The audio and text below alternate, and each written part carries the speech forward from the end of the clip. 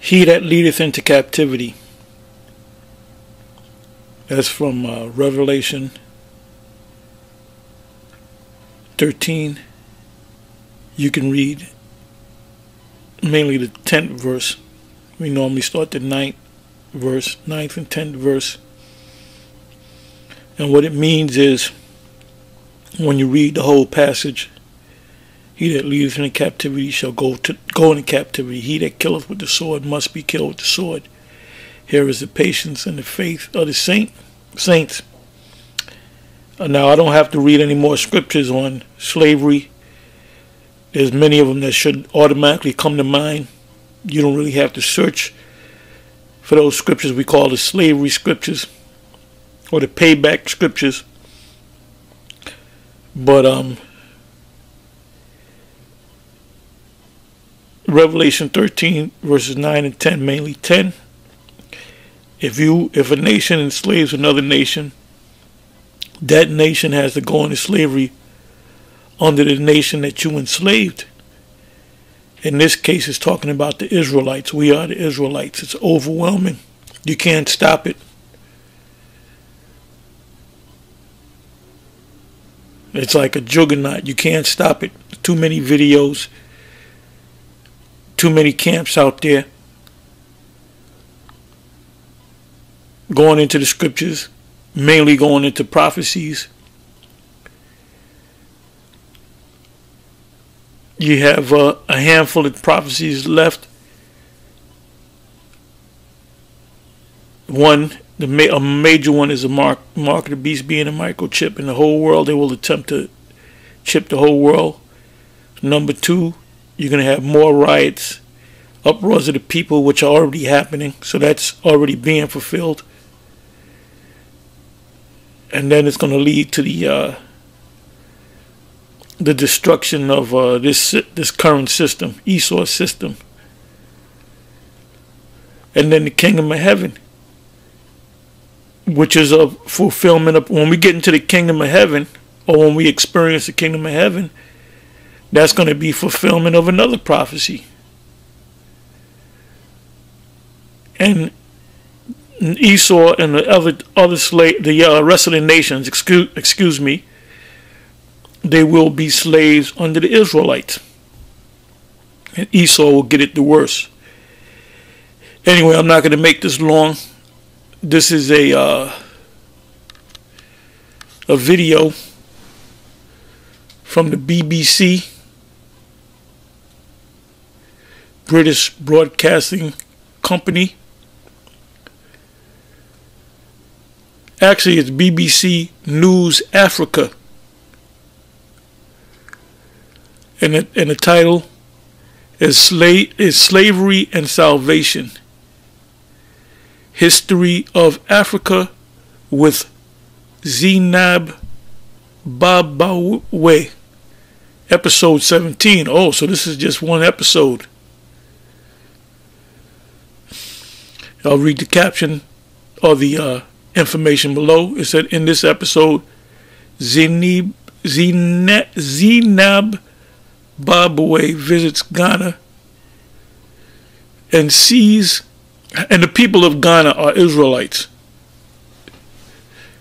Now you might have a handful of heathens mingled in among them, but the people of Ghana are Israelites.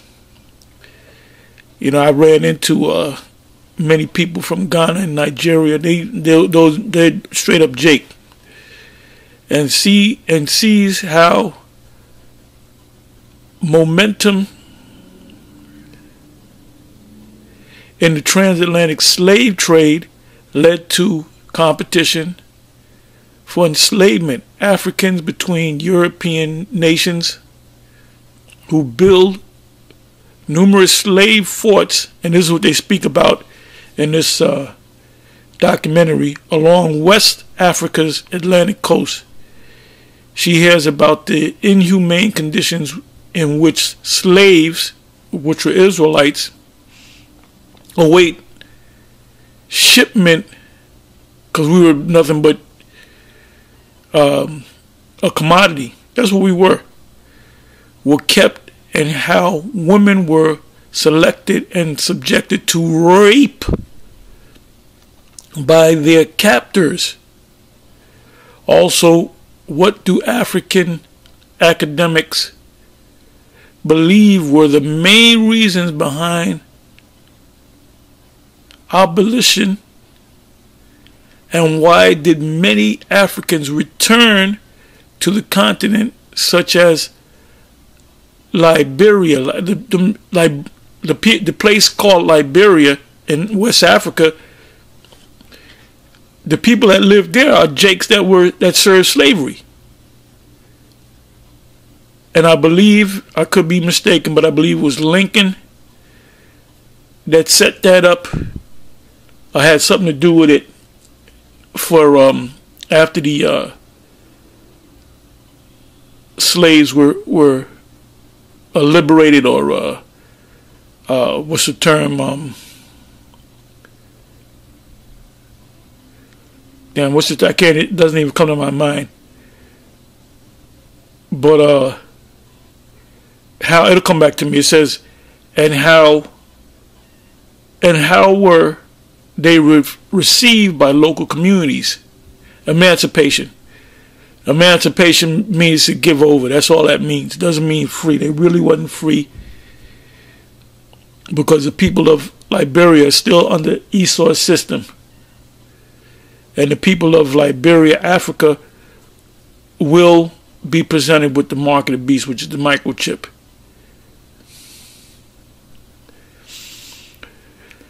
So I got into like about 5-6 minutes of the video, and I said I got to make a video on this. And it's the documentary or the video is a little bit more than 40, almost 45 minutes long, and it kind of pissed me off. There was a scene where they showed how these Portuguese lived, and the woman said at least the elite.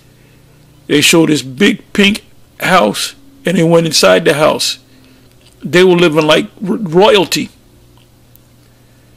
You know, Esau became great because of the slave trade. What made America great, you know, this guy Trump is talking about make America great again. Well, when was America actually great?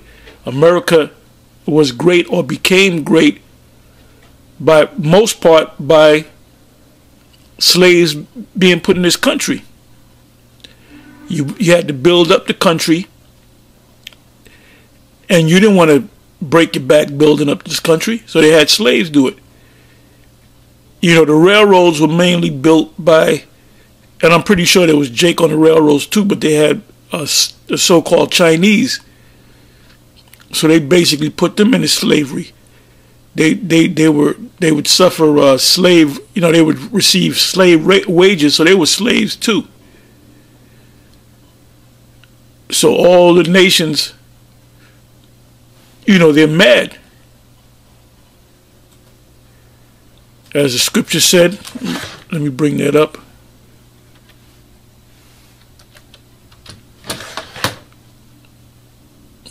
That's either Jeremiah 50 or Jeremiah 51, if I'm not mistaken. I think that was the term.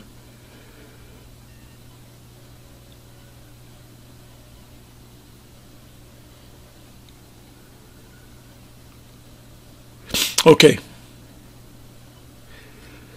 Jeremiah 51 verse 7. Babylon have been a golden cup. And this is referring to America, not ancient Babylon. In the Lord's hand, in Yahweh's hand, that made all the earth drunken. Now the ancient Babylonians did not make all the earth drunken. Let me look up that word, earth.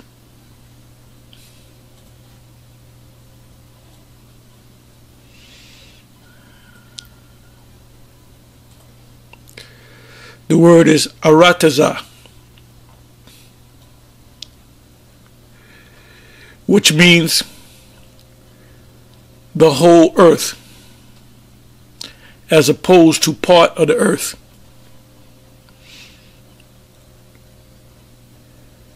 So this is the nation, the Edomites, the only nation that took control of the whole planet. That's why they plan to chip everyone on the whole planet. You will have resistors, but for the most part, they're going to chip the majority of the people of the earth.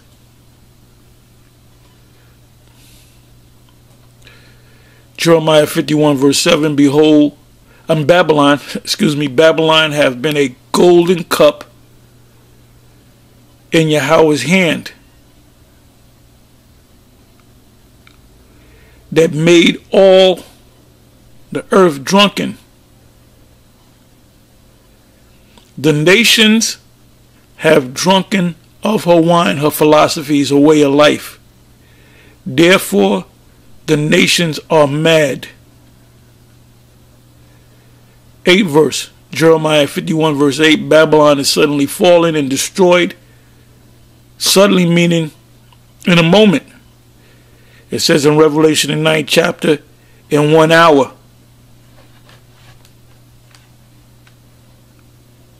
It says in Revelation 18, in 1 hour. It says, howl for her, take balm for her pain, if so be she may be healed.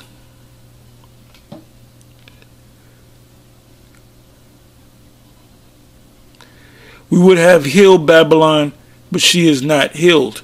Forsake her, and let us go, everyone into his own country. And this is also in Isaiah the 13th chapter. For her judgment reacheth unto heaven. That's also in Revelation the 18th chapter. And is lifted up even to the skies. Her planes, her space force, her satellites, her skyscrapers. Remember, no nation ever did this. Create planes that can go from one continent to another continent.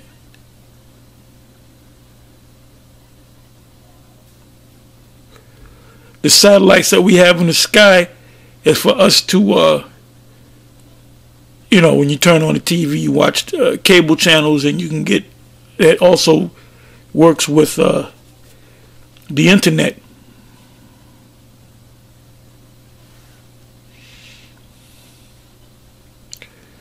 Let me read a little bit more. 10th verse. Jeremiah 51 verse 10. Yahweh hath brought forth our righteousness. Come and let us declare in Zion the work of Yahweh, our power. Make bright the arrows, which are the missiles. Gather the shields, which is the defense system. Yahweh have raised up the spirit of the kings of the Medes. Now we know that the Medes here are referring to the Russians, because when you go back 2,000 years ago, there was no such place as Russia.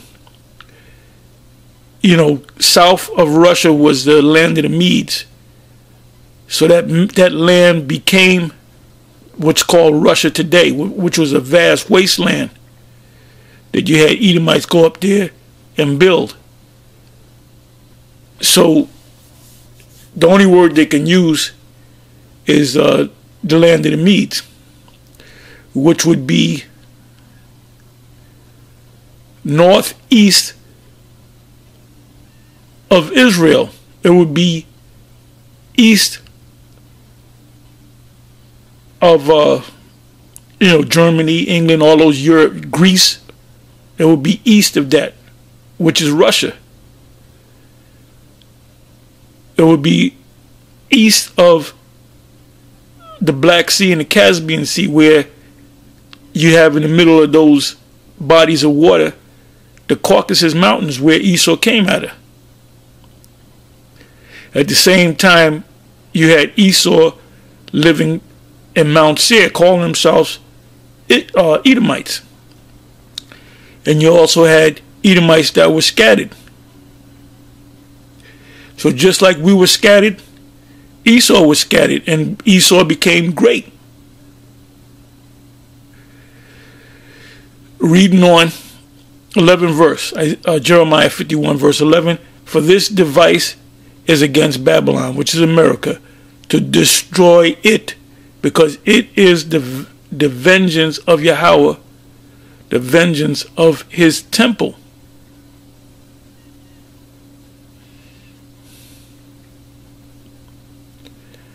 And the new temple is us. They speak about a third temple. We are that third temple. Now in the kingdom of heaven there is going to be an actual temple built, but we are that temple.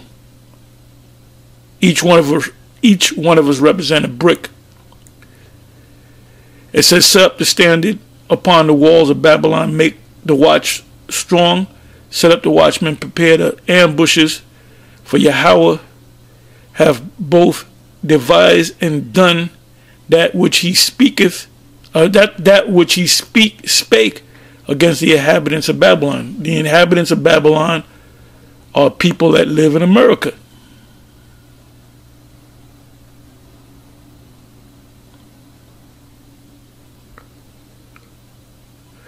Thirteenth verse, O that dwelleth upon many waters. That's in Revelation the 17th chapter. The great whore that sitteth upon many waters. And as you read down, it says the waters represent people, nations, tongues, kings, abundant in treasures. Thine end is come, and the measure of thy covetousness. 14th verse, Yahweh of hosts hath sworn by himself, saying, surely I will fill thee with men as with caterpillars, and they up a shout against thee.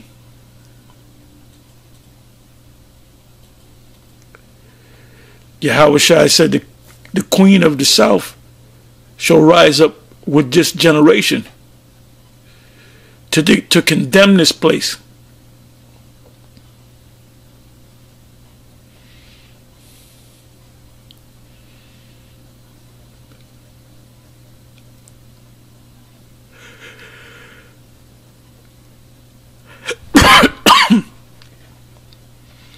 And as you read down to the, jump down to the 19th verse, it tells you how the Most High is going to assemble Israel as a great army. Anyway, I'm going to close on that. I'm going to say Shalom.